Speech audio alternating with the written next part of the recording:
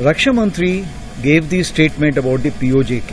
As far as the Indian Army is concerned, Indian Army will carry out any order which is being given by the government of India.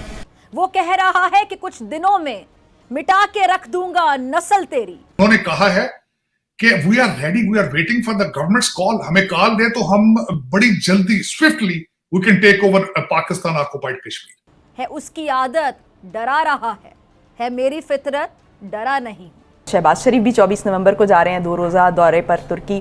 कि ये क्या पक्की रोज हमें देते हैं आईनी तौर पर, हम ये आईनी तौर पर ये सारे काम यहाँ आईनी किए आपने नहीं। फॉरेन अकाउंट्स जो हैं और जो फॉरेन हेवंस में आपकी रकम है वो आइन के तहत और उससे ऊपर आइन रगड़ के उसको साफ करके भेजते हैं आप। आज भी यदि सीमा पर जरूरत होगी, यदि फौज को कहीं से कोई कमी दिखाई देगी, हमारे पूर्व सैनिक भी सीमाओं पर आज भी जाने के लिए तैयार रहते हैं।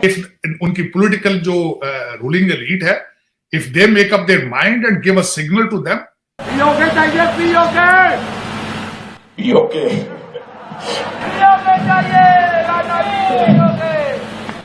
धैर्य रखिए, धैर्य।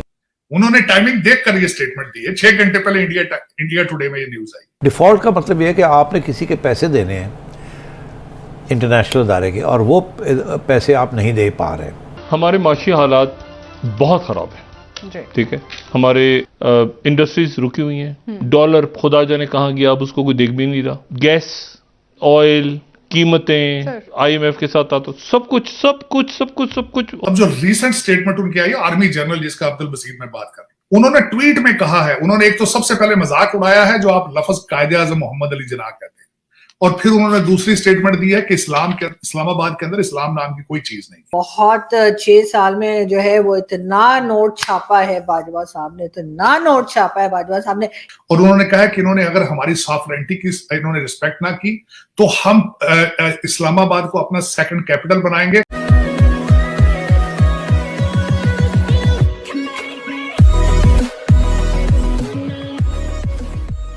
नमस्कार दोस्तों, कुछ ना कुछ समय पर चाहे वो प्रधानमंत्री मोदी हो, हालांकि प्रधानमंत्री मोदी की तरफ से उस टाइप की स्टेटमेंट अभी भी मतलब फ्रीक्वेंटली नहीं आती है, लेकिन हमारे होम मिनिस्टर हो या फिर कहीं कि हमारे रक्षा मंत्री हो या फिर आर्मी चीफ हो, किसी न किसी के मुंह से सेंटेंस हमेशा निकलना अब शुरू हो चुका है कि भाई आज नहीं तो कल POK हम ले लेंगे। अब देखिए, ऐसा नहीं कि हम अभी से कह रहे हैं, 1947 से कह रहे हैं, लेकिन जो फ्रीक्वेंसी है ना वो पिछले दिनों से बड़ी है। और ऊपर से सिचुएशन ये है कि ये वही गवर्नमेंट है जो कर सकती है, मतलब 370 हो, 35A हो, राम मंदिर वाली मुद्दा हो, और मान लीजिए कि फ़िलहाल हम POK में कुछ करते तो ऐसा नहीं कि हमारा नुकसान नहीं होगा, डेफिनेटली हमारा भी नुकसान होगा यहाँ पर। लेकिन जो चीज़ है कि जो पिछले 70-75 सालों से 74 सालों से जो एक चीज़ चली आ रही है कि भाई हमारा कश्मीर था और हमने हमारी गलती से छोड़ दिया।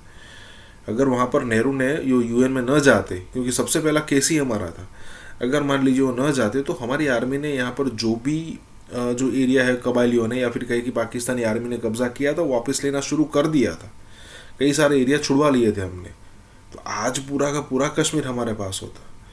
तो कहने का मतलब ये है कि कर सकती है तो यही गवर्नमेंट कर सकती है, अदरवाइज मान लीजिए कि इसके बाद कोई अलग गवर्नमेंट आती है तो मुझे नहीं लगता, और जिस टाइप की मेजोरिटी फ़िलहाल गवर्नमेंट को मिल रही है वो देखते लग रहा है कि भाई यही गवर्नमेंट है जो कर सकती है।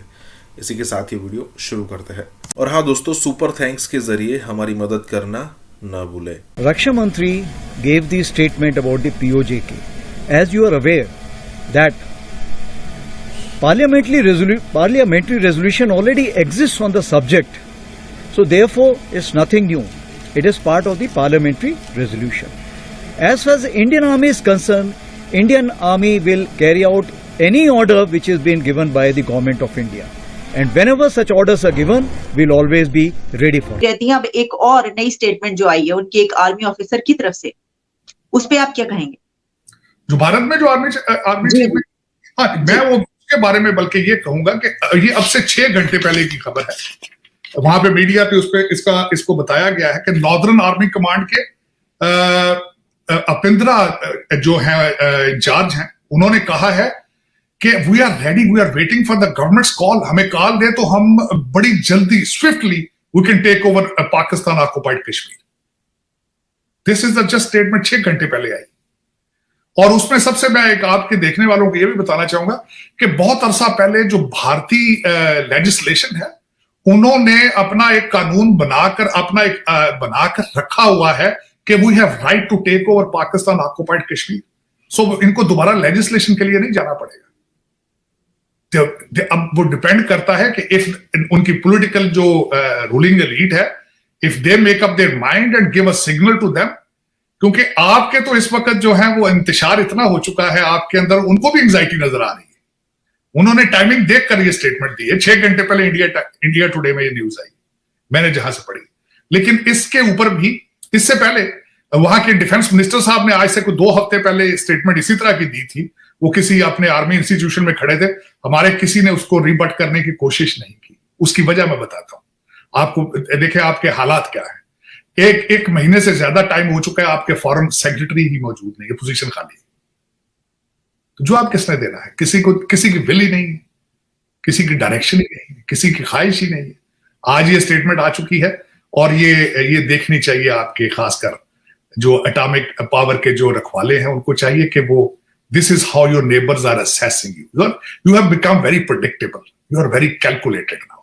लेकिन देखें, ये सारी चीजें होती तब हैं जब आपके अंदर कौमियत, नेशनलिज्म हो। जब आपके अंदर, जब आपके बच्चे लंदन में बैठे हों, टोरंटो में बैठे हों, अमेरिका में बैठे हों, तो आपका ध्यान वहां और वहां की प्रॉपर्टीज में होता है। आपका ध्यान पाकिस्तान, ना आपके इशू पाकिस्तानी होते हैं। अच्छा साहिब साहब, ये जो बातें हमने देखी कि बड़ी अलार्मिंग न्यूज है। एक तरफ अफगानिस्तान की बात आपने की, फिर हमने ये देखा कि अब इंडिया की तरफ से जो बात की गई है, और हमारे जो मसाइल हैं वो तो वहीं पर हैं। तो इस सिचुएशन में आप क्या देख रहे हैं? क्योंकि सर अफगानिस्तान से तो हमारे ताल्लुकात मतलब ये कि बेहतर हो गए थे ना, यानी लग रहा था कि वो कुछ सिलसिला जो है, लेकिन फिर उसके बाद फिर वही सब कुछ शुरू हो गया। और अभी भी कुछ दिन पहले भी जो आप कह रहे हैं वहां पे हलाकतें तो हो ही रही हैं, लेकिन इसके साथ साथ जो बॉर्डर की जो सिचुएशन रहती है वहां पर, और खारदार तारे और वो सारी आप जानते हैं, तो उसके हवाले से क्या आप समझते हैं कि अफगानिस्तान पे एक मरतबा फिर पाकिस्तान को दोबारा से जो है अपनी कोई स्ट्रेटेजी बनाना पड़ेगी? पाकिस्तान तो स्ट्रेटेजी बनाने की सलाहियत नहीं रखता ना, क्योंकि इंटरेस्ट ही नहीं है आपका। अब मैं बताना चाहता हूं कि उनके गुस्से की वजूहात क्या क्या है। एक तो ये कि उनको, एक तो मैं आपने प्लेट में रख के जो अपना अफगानिस्तान है वो प्लेट में रख के भारत को दे दिया गया। आप उन पे पैसे बनाते रहे उन पे, और वो वहां पे प्रोजेक्ट करते रहे। उन्होंने बहुत ज्यादा प्रोजेक्ट किए हैं उनकी वेलफेयर के लिए, उनकी तरबियत के लिए। अभी भी इन सर्कमस्टांसेस में उन्होंने गंदम भेजी है जो वाया पाकिस्तान गई, तो वहां पे वो गुडविल के लिए काम कर रहे हैं, आप उनको बेच रहे हैं दुनिया में, और वहां बच्चे बच्चे को बताएं। इस वक्त भी अफगानिस्तान की नुमाइंदगी कतर कर रहा है, पहले आप करते थे, और उन्होंने कई दफा कहा है कि हमारा नाम लेकर आप पैसे ना बनाएं। अब जो रीसेंट स्टेटमेंट उनकी आई है, आर्मी जनरल जिसका अब्दुल बसीर में बात कर रहा हूं, अब्दुल बसीर शहजादी उसका नाम है, शहजाद उसका नाम, उन्होंने ट्वीट में कहा है, उन्होंने एक तो सबसे पहले मजाक उड़ाया है जो आप लफ्ज कायदे आजम मोहम्मद अली जिन्ना कहते हैं। उन्होंने कहा ये कायदे आजम का टाइटल तो सिर्फ हमारे प्रॉफिट के लिए होना चाहिए, देखिए कैसी कौम है, उसका नाम मोहम्मद अली जिन्ना है तो ये उसको कहते हैं कायदे आजम। और फिर उन्होंने दूसरी स्टेटमेंट दी है कि इस्लामाबाद के अंदर इस्लाम नाम की कोई चीज नहीं है, और उन्होंने कहा कि इन्होंने अगर हमारी सॉवरेनिटी की इन्होंने रिस्पेक्ट ना की तो हम इस्लामाबाद को अपना सेकंड कैपिटल बनाएंगे। We have so many summers on our disposal, they will be blasting in every city and every intersection of Pakistan again. ये उन्होंने थ्रेट किया वाया ट्वीट।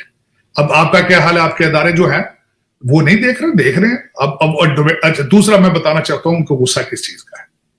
गुस्सा इस चीज का है कि पहले 2000 अफगानी पर डे के हिसाब से पाकिस्तान आते थे, बॉर्डर क्रॉस करते थे। आपने उनका एप्लीकेशन प्रोसेस कॉम्प्लिकेट कर दिया जानबूझ के उसको रोकने के लिए।